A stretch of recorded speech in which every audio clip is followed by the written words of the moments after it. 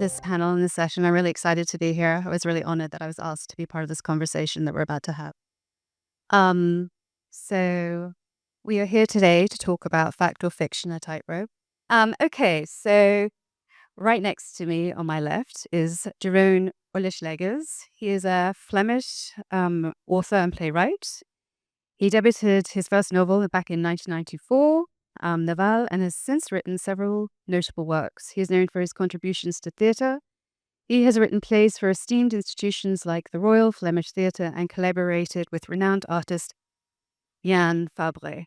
He has gained acclaim for his satirical series on memory and identity, and his socially engaged writing has been recognized with prestigious accolades, including the Edmund Husniks Prize in 2014 and the Art Prize of the Free World. And then we have Martin Vengadesan. He is a Malaysian writer, musician, and associate editor at news portal Malaysia Kini. He has written 3 books, including those in true crime and science fiction genres. And as a musician, he has recorded 5 albums. I am T.A Morton. I also go by the name of T.A Morton. T.A Morton is my pen name. I am a writer. I used to refer to myself as a crime writer, but I've since changed genres. I have a new literary fiction novel coming out next year.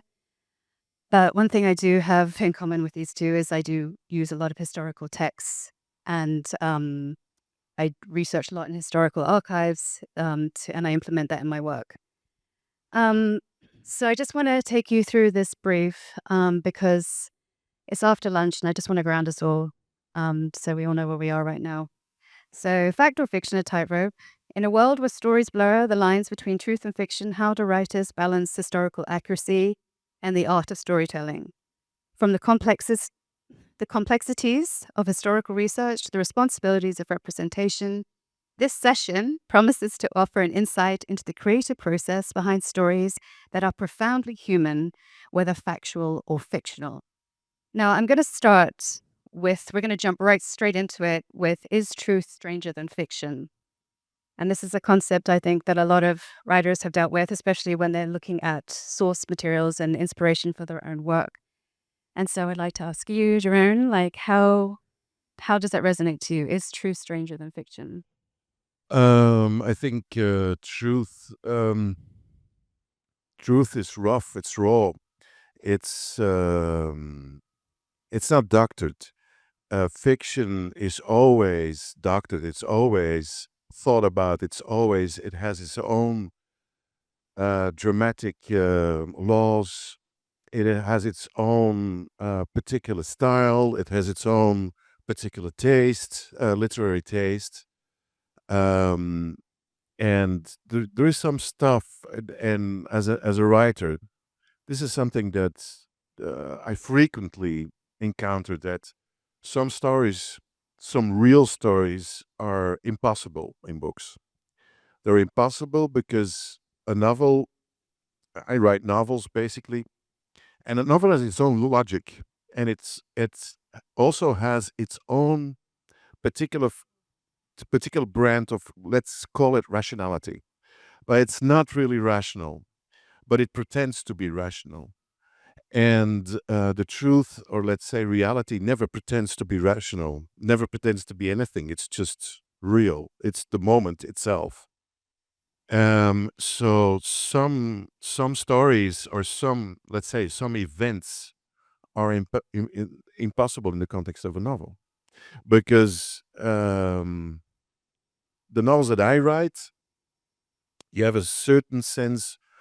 It's not a suspension of disbelief. It's also a suspension of belief. It's both of them. Both. My historical novels, of course, people who read them, the readers, know that part of it, lots of chunks of it, are actually based on what happened. For example, in Will, what happened in Antwerp during the Second World War. And I have to be I had to be very prudent to use, for example, the stories about roundups and razzias, the Jewish community in Antwerp during those years. I had to get the facts straight. But some of the facts were sometimes so strange and weird that I couldn't get them in the book. Wow. Okay. So and because as I said before, a book has its own rationale, has its own kind of logic, its kind of narrative logic. So some scenes are impossible. I'll give you just an example. Yeah, please. There is this character called Meanbeard in my book, Nijtig Baardje in Dutch. And this character is anti-Semitic. He's a real Jew hater. He likes French poetry. He likes Rimbaud and Verlaine. And he's a kind of mentor for my main character. He's the mentor. He's based on a man who's actually an Antwerp guy during the war years. But his cruelty against, for example, Jewish women was so heavy that I couldn't use him in the book, because if I would have done that, the whole thing about the mentorship, you would have started to hate my principal character from the very beginning because he looks up at him. So if I would have used every real detail from this character, from this person that actually lived, it would have been impossible in the book. So that's one of the And reasons is that that because you think that the reader needs to have a relationship with the protagonist and needs to like them? I'm trying to play a game with the reader. It's based on empathy and identification. You need this play. I'm not an historian. I'm a charlatan. I'm a player. I'm a player, but I'm playing with serious stuff. So the identification and the empathy is necessary. And if there's something in the story, even if it's true, even if it's historically true, but gets in the way with this identification and empathy, I can't use it. It's as simple as that. Yeah. Fascinating. How about you, Martin? How do you feel about is truth stranger than fiction? Yes, it's quite a challenge. First of all, I should explain my day job for the last 30 years has been in the newsroom. So I have basically been working in the Star and Malaysia Kini. Even there's a few different types of writing. A news article might be very straightforward. The Prime Minister made this announcement at this time. It happened. This is the impact.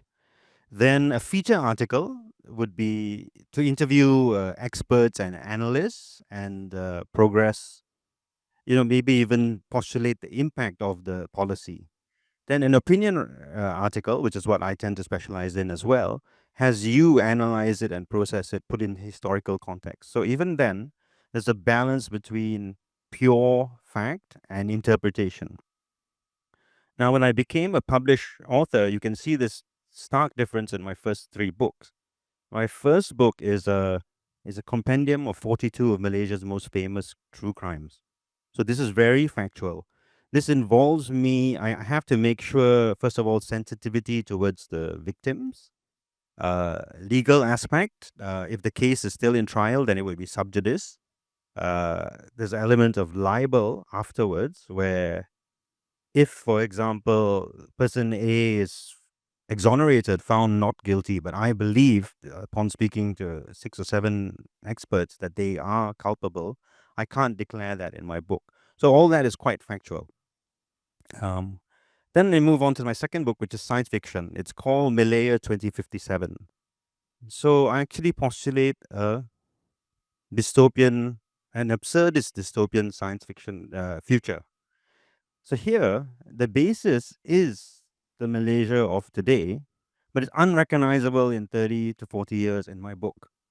And the reason I've done that is, well, I don't want to give away too much, but one of the things in my book is that when you scratch under the surface, you'll find the historical truth of the Malaysia that has existed until 2020 when I published this book. Uh, but it's unrecognizable because I want to talk about things that aren't so easy to talk about if I was very direct. So I use different sort of references and put it in the future, and yet the historical basis there. Yeah. So, what kind of historical basis did you use without trying to give out so much away about the story? Okay. Yes. For example, various attempts to chip away at our democratic foundations. We had a lot of ISA, Internal Security Act detentions, suppression of press freedom, increasing situations where religion is involved with government. So those are some of the circumstances that I address in the book, and you can sort of see it leading towards a dystopian future, which is no surprise. It's practically dystopian future 101. But yet, I think I made it peculiarly Malaysian. But I was thinking about dystopian sci-fi fiction set in the future, particularly, and I was thinking it always is kind of like a warning. So it's like a warning from the future to us right now in the present and the past. Correct. That's exactly how I see it. It's a really interesting concept. I just want to talk to you now about Jeroen. I'm actually going to quote you from an interview that you did a few years ago. Writers don't find stories to tell; it's the other way around. Oh, yeah. And I love that quote. I feel like that resonates with a lot of writers out there, that stories are just meant to be for just they're their own entity, and they're just waiting for the right writers to come along and write them. So I was wondering if you could elaborate a bit on that idea. Well, it's actually a ghost story. I love ghost stories, but I think stories themselves, in themselves, even characters, are, for me, organic beings from the imagination who are trying to find a writer to possess him and materialize on paper. That's actually how I would define imagination. It's a kind of a possession. And I'll give you one example why I started thinking about this. So the book Will, which is situated in Antwerp during the occupation, the Second World War, the reason why I really wanted to write this was because of a professor called Herman van Gutem, who gave me a police report written by a policeman, an Antwerp policeman, on August 15, 1942. He participated in a roundup of Jews. He participated himself. So he implicated himself also in the roundup. And this was just in the archives. Now, this professor, Herman van Gutem, spent 10 years of his life trying to understand how bureaucratic collaboration really worked. So we're talking about this, it's a lifetime even, this work. He found this report. He's the only one who could have found this report. And he offered it to me and to another writer who did nothing with it. But okay, of course, that's what happened. I was quicker, I guess. And because for me, in the police report, and now the stuff starts to become really weird. In the police report, he describes something that happened in the Kraakstraat, so in a street in Antwerp. He knocks on the door during the roundup. He's together with his colleague. You have to imagine, it's a roundup. It's totally chaotic. There's violence on the streets. He knocks on the door. There's a Jewish person who opens the door, and he cuts his throat with a razor. And then they get in, and they find the family poisoned at the kitchen table. So when I read that in the police report, I was struck by the fact that I lived in the same street.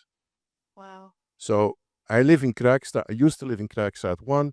This happened in Kraakstraat 8. This is really a story that knocks on your door. I wasn't planning to write something that was situated in the Second World War for a couple of personal reasons. I didn't want to do this. But this story came to me, and this voice of this cop came to me. And because of the fact that I took it seriously, that I really opened the door for the story to let it transform me, to let it possess me, meant, and afterwards that the book was published, and the book was people loved the book. This is what happened with the police report. It became real. The police report became real because of the fact that I wrote a novel on it, and afterwards was turned into a movie. Now people know what policemen went through during the occupation of Antwerp. So what he did actually afterwards, when you think about this, he was somebody on an on an island who wrote a letter, put it in a bottle, and threw it in the ocean. And the ocean, you have to compare that with time, right? Yeah. He had no idea what this. So this is really an obvious example of a story looking for somebody. Yeah. Just So there waiting. How about you, Martin? Have you had a story like that come to you? Well, it would be in a different way. So going back to my first book, which is True Crimes, definitely. But perhaps because it's factual, you can't be so open about it. You're not necessarily disguising it as fiction. You actually are telling it like it is. But there's a lot of stuff uh, off the record. As a journalist, people tell you this. Okay, actually, again, as I alluded to earlier, so and so has been found not guilty, exonerated, but 5 people who are either witnesses or experts testify that they are, in fact, the villain. So that's one element. When it comes to my book, no, I wouldn't say there's some sort of supernatural element that he's referred to, mine is more, there are unusual things that happen and stories that are dredged up through the past. However, usually it's in the form of, mine it will be dementia or the form of experimentation with hallucinogenic drugs. I'm not actually fond of supernatural elements, to be fair. Yeah, but yes. So I would always try to postulate a logical, scientific explanation for why unusual things happen. Yeah. I just want to talk about, I also have a relationship with stories finding me. I was doing research for a documentary, and then I came across I was researching plantation managers that were murdered back here in Malaya in the early 20th century. And I found 16 cases in a 20-year period of different plantation managers that were murdered, which I thought was really odd. And it was all very small snippets in in the newspapers back then. But then I began to think about like what had really happened, and I wasn't really given really in-depth information. And even though I tried to search for more, to see what had happened to those people and what was the reason why they were murdered, but most of the time the newspapers would just blame the Chinese gangs, or they'd say it was suicide. And these are big Scottish burly men that were running these plantations back then. They just seemed really weird. So I obviously took that and I ran with it, and I imagined that there was something more sinister going on. Yes, just to quickly add, we actually have, like, even in Penang, I have interviewed 2 individuals who've since passed away who talked about the Japanese occupation. They were born in the late 1920s. So that was a time they both remember summary executions. Yeah, like, oh, you're guilty, or there's violence here, boom, somebody brings out a sword and executes straight away. Yes. So there's history everywhere, and whether or not you want to turn it into whether or not it inspires you to retell it is it's up to us. But Yeah, but yes, exactly. But I do think, like in the archives, a lot of the time I'm in there a lot. But there are stories just waiting to be told, like just sitting there. But I have more of that experience where I feel like sometimes it won't leave my head, like it's pressing on me. So I'll have to sit and write it down, or the voice will come through normally for me. So I just want to lead that to my next question about the creative process, because we do have a lot of writers here, but we also have a lot of people that want to write or are starting to write. And I just wanted to ask you, you already touched a little bit on this, but is it the character that comes first when you do find a source, or you do have the initial idea about writing a novel? Is it the character or the setting, or what is, I mean, I guess for every novel, it's probably different, every story that you're telling, but how is it that you work? for me, it's not different. It's always the same process. But what the first thing that happens is that I hear a voice. So I do the research because I always want to write my historical novels as a witness, which is, of course, something impossible. It's not rational. But I think I can time travel. I think actually literature is time traveling, and time is an illusion anyway. So I think I can, but I have to do lots of research to build up my confidence. once I have this confidence, this is what happens. I hear a voice. I hear the voice of the character that I've already chosen, but again, the character might have chosen me. It's unclear. But then I hear a voice, and it's kind of when you have these old-fashioned radios, right? When you try to get a clear signal, you're trying to get a clear signal, and suddenly it's there, and then you hear the voice. I'm using these, but because people think that these are metaphors, or that they're just images or just stories that I tell about storytelling. But for me, they're real. It's true. I really hear these voices, and then I can write. But I don't know whether it's the same case for everybody. For me, it's like hearing these voices and then start to write. Yeah. How about you, Martin? Yeah, I think I have two different processes for the non-fiction and the fiction. Firstly, because I was a journalist for nearly 30 years, I tended to, from right back to 1996, I don't know, it's my ego or something, I kept all the soft copy of the interesting people I interviewed, which includes Jinping, Imran Khan, The Rock, Carlos Santana, and I knew that this could be a foundation for different sets of books. So that one is, it's not the same. However, for my science fiction and other fiction novels, I'm constantly, it's a kind of observational. In the future, I'll write a comic novel. So that one is based on a lot of observations of human characters, and I always jot it down on my phone actually. Then I basically every week or two, whatever's in my phone, I'll transfer into my laptop and build on the next book. The science fiction one was really quite zany. I wrote a lot of it in a stream of consciousness. I drew on both personal and experience. I happen to be very lucky. I'm actually the son of an ambassador. So I grew up in 9 different countries, Africa, West Africa, and Western Europe, and the Soviet Union, and so on and so forth. So that also colored my imagination. I suppose when we talk about like working with sources from nonfiction and fiction, I mean, there's a sense of responsibility too when we're using historical facts and sources. And what challenges do you think that brings up with us when we're taking real people's lives? And Well, it really depends on the context. It really depends on the historical context. Second World War, you have to be really careful. yeah, Because there's still negationists. There's still people who are saying that,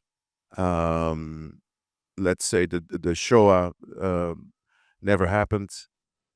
That everybody died of typhoid and whatever. So you have to make sure that you get your facts straight. Also, I felt with Will I felt that responsibility. Really, it was the first time that a novelist was going to, in my country, in my language, that a novelist was going to write about bureaucratic collaboration, which means what did policemen do during this period. So I really had to be careful. There was a real responsibility, because I know, and this is what happens always with fiction. Of course, there were a couple of really good non-fiction books written on the subject, but almost nobody read them. So they weren't part of the collective imagination on this period. But I knew if the novel was going to be successful, this was what was going to happen. So, and I also knew that the problem is, for me also, again, I'm a novelist. I'm not an historian. But sometimes people read novels as being part of, it's not historical fiction anymore for them. They leave out the fiction. It's history for them. So it really colors their view on that particular period. So now you have to be really careful. You have to be, And that's why the facts are really important. But sometimes they're not. It depends. It really depends on the historical context. And so, like, would you say that when you were doing fact checking, I mean, is that your job to really get into there, or is that the editor's job, the publisher's job? I mean, because everything, I would imagine, especially. And it also depends on the editor. But because I know that in the, let's say, in the Anglo-Saxon world, when you're with a really good editor, they do fact checking the entire time. For us, I'm with the Basic Bear. They're a fantastic publishing house in Amsterdam, but they don't have that kind of money to do the fact checking. So I take it as my responsibility. And what I do basically, I contact a couple of historians that I know, and I let them read the rough script of it, and then they give me advice. And some of them say, okay, this is really impossible. You can't get away with that. But sometimes you get away with a lot because we don't know everything. Exactly. So it's in these holes of reality, these black holes that, of course, that you use a lot. But again, of course, the Second World War, it's an exceptional case because we do know a lot. We do know a lot. So, and it's my own. I think it's my own personal responsibility. I wouldn't use this as a kind of law for everybody. I wouldn't say to every writer, you have to be really responsible. No, it's your own personal morality, your own personal responsibility. Yeah. But isn't that just like an historian in a way? An historian needs, for example, 2 or 3 sources before it's considered history. And I can do whatever I want. I can do. If I have one source, I can use it. If I have one source, I can use it. Okay, I'll give you an example. It's a strange thing, but the historian told me. He asked me, when was Belgium part of the Allied forces? It's a nice question, huh? Because everybody thought 1940. But the historian explained to me, no, after Stalingrad, which is a long way in the Second World War. And he never published this. Why? Because he only had one source. And this one source was a diplomat. And he died. If you only have one source, He's dead. Yeah. you can't tell the story. You cannot tell the story. That's the historian. But the novelist can do it. I can do it. I still have to write that novel, but I can do that. Do that. I can capture the imagination on that. And it's really interesting because it's about collaboration and it's about the difference between good and bad and what does your government do. So yeah, I can write that story, but he can't write that story because it just has one source. Yeah. Wow.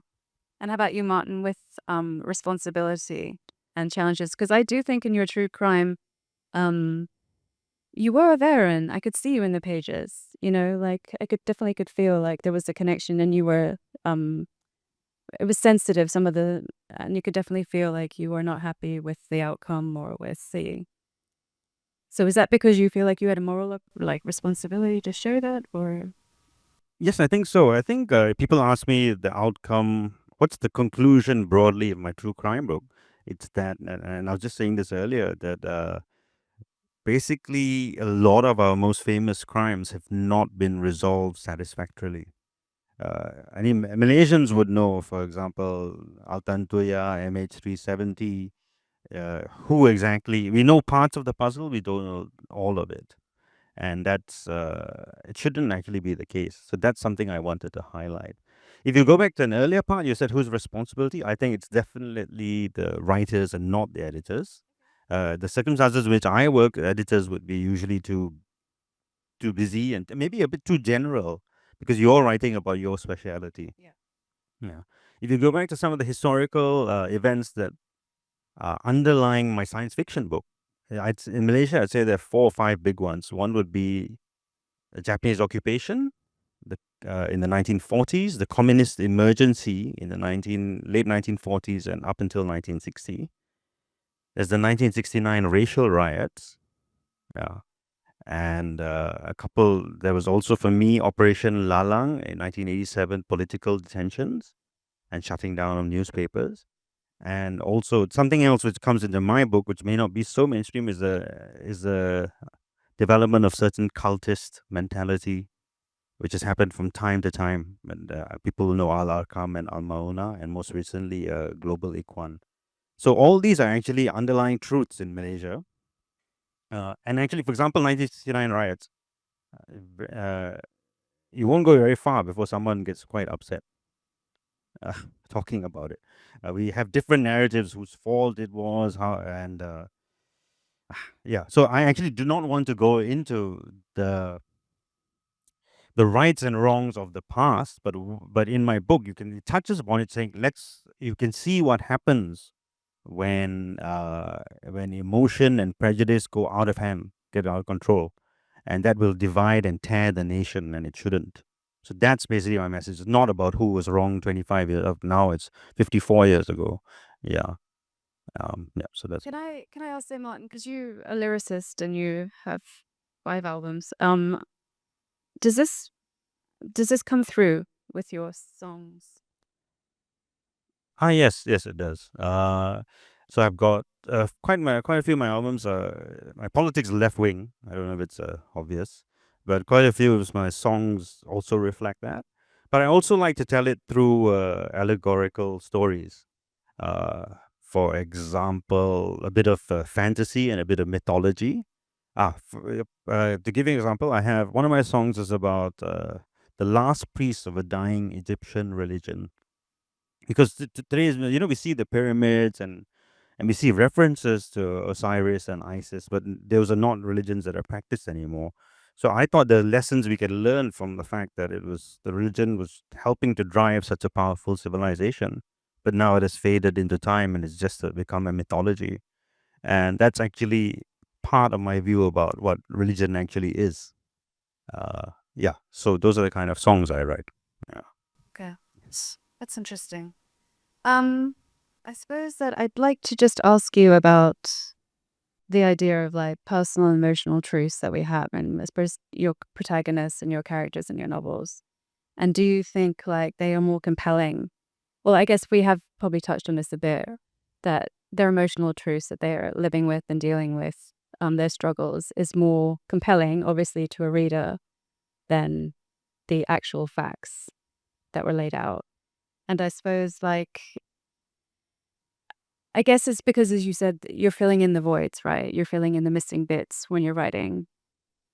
And how hard is that to kind of fill in those voids and to take kind of liberties in a way, I would suggest. I was thinking that the question was going the other way. We can swing it that way if you want to, but yeah. Let's swing it that way. Yeah, all right.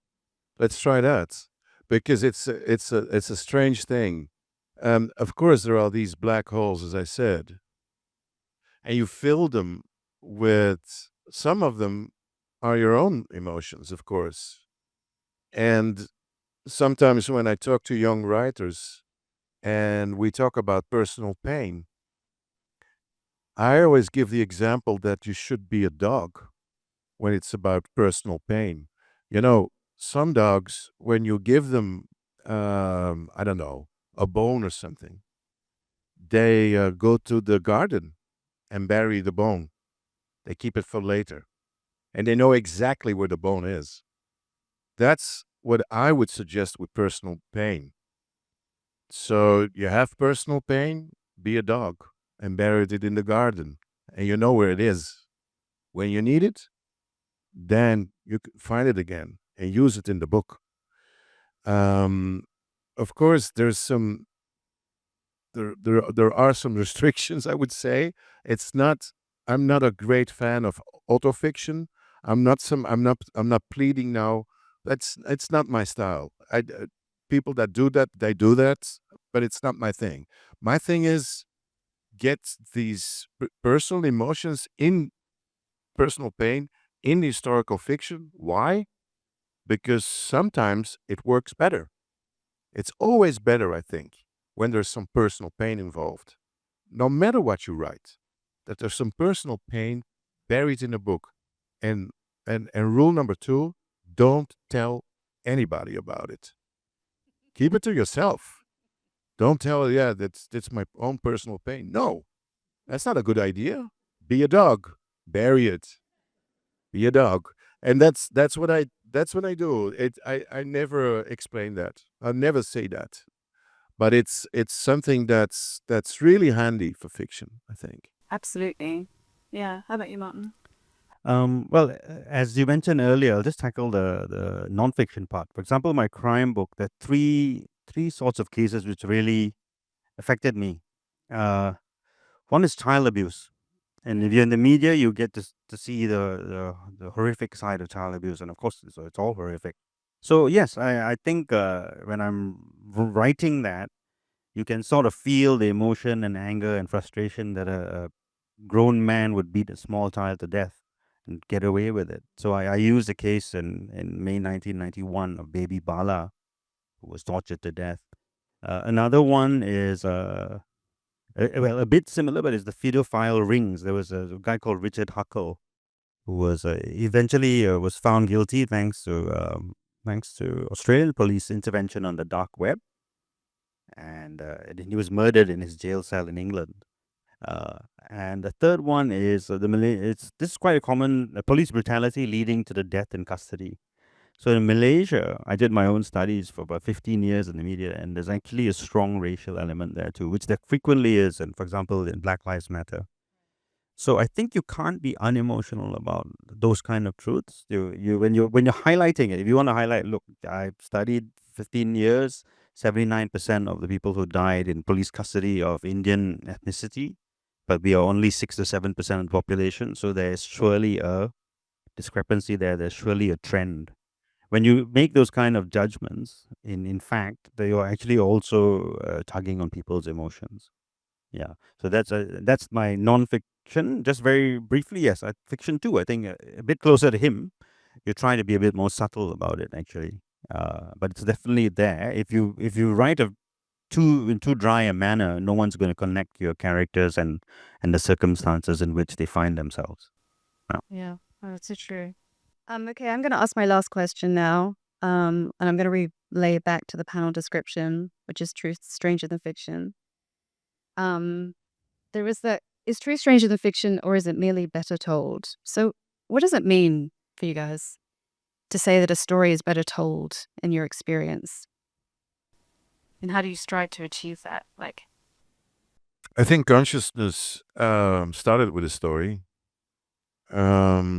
I think it's one of the collective mysteries and miracles that we have, that we share. It's human consciousness. We need those stories.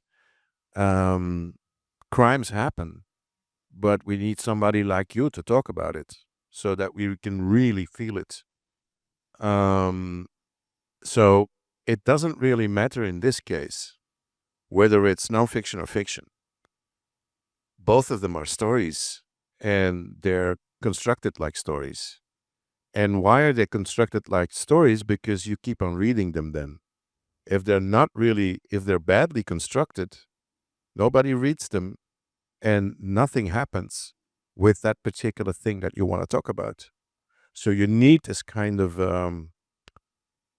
let's say, diligence to get it right. You need that.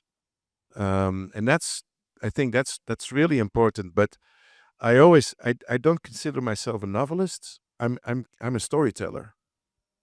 I use a novel, of course, but I'm a storyteller, and this is the fantastic thing. It's like us here sitting now. The first act in history is we're all sitting around the fire, and we're surrounded by darkness, and we're looking into the light of the fire, and somebody raises his voice and says, "You never know what happened to me today." And that's how literature started, and that's what we still do. Yeah, it's wonderful. How about you, Martin? Yeah.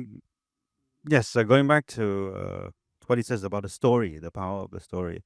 So what we want to observe, what we know in a newsroom is that good news or a pleasant day where nothing happens doesn't really make the papers, right? Today, everyone went swimming and drove in traffic and everything was fine, so we don't report it. What makes the news is unfortunately usually it's something dramatic and tragic. So, yes, so in such a context, the fact and fiction aren't really that different. I feel like the most dramatic, like he was talking about some of his historical stories that you hear about in Antwerp in World War II. I might be referring to something in Malaysia in the past. Those would also be pretty extraordinary stories. You can't really imagine that they happened, and yet they did in the same neighborhood where you are living now. All right. And similarly, the crimes, right, the things that people did. Uh, so yeah, I would say my fiction isn't that different from the facts that I've seen in real life. Yeah. Yeah. Can I just ask just one more sneaky question? What are you guys working on at the moment? Like, what can we expect for you in the near future? I'm working on a novel that is situated in Antwerp at the end of the 19th century. It's about a woman that she's married to a banker. Her father is a banker. She's surrounded by bankers, basically. She's haunted by the ghost of her free-thinking, very dead aunt. And it's every cliche that you can imagine about the 19th century. I'd put it in. So there is seance, there is absinthe, and that's also, and it's not become a cliche yet, fortunately, but there's also Congo, there is colonialism, there is socialism coming up, there's feminism, everything that happened in the 19th century at the end. I try to get that in the novel, and I try to let her speak. Wonderful. And you've got an opera coming out. Yeah, the opera is for 2026, based on a book that I've written, unfortunately not translated in English yet. It's called Wilde Vrouw, and that's situated in the 16th century in Antwerp. Wow. It's fascinating. How about you, Martin? What are you working on? Yeah, I've actually got 2 books coming out next year. So next year, both of which have been finished and took me quite a few years. It's just one is actually, it's a sort of biography of my father's life. I found it very interesting that he was born in the Japanese occupation in 1945. He lived through a lot of difficult years and eventually became this diplomat speaking 6 languages and traveling around the world, which gave me an easier life. So my sisters and I and my mother were interviewing my father over this because he's going to turn 80 soon, and I find that his memory, his grasp of timelines is going a bit. So I want to get down all the facts as quickly as possible. So in time for his 80th birthday, we're going to publish this.